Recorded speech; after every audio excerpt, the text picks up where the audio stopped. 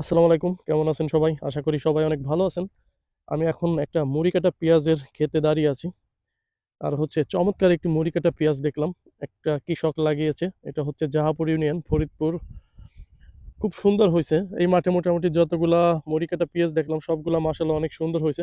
কিন্তু আসলে এখন মানে কৃষকের ক্ষেত যতই সুন্দর হোক, কিন্তু সে যদি ন্যায্য মূল্য বা ভালো দামে বিক্রি করতে না পারে, তাহলে সেই কৃষক কখনো লাভবান হবে না। তার কৃষকের বা ফসলটা যত বড় ভালো হোক। তা আসলে পেঁয়াজের বাজার যে এবার কি হবে, আসলে কৃষকের ভাগ্যে যে কি আছে আল্লাহ পাক সেই জানে। আসলে তাদের রিজিকে কি লেখা আছে সেটা আসলে বলা যাচ্ছে না।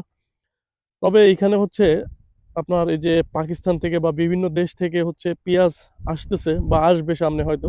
আমার মনে হয় এই জিনিসটা না হলেও হবে, কারণ হচ্ছে বাংলাদেশে এবার যে পরিমাণ পেঁয়াজ করা হয়েছে তাতে ইনশাল্লাহ যদি আমাদের পেঁয়াজ দিয়েই যদি আমরা স্বয়ংসম্পূর্ণ থাকতে পারি, তাহলে আমাদের মনে হয় না যে বাইরের থেকে আমদানি করার দরকার আছে। আর হচ্ছে কৃষকরাও আমার মনে হয় খুব ভালো একটা প্রফিট এখান থেকে করতে পারবে। আর কৃষক বাঁচলে কিন্তু আমরা বাঁচবো।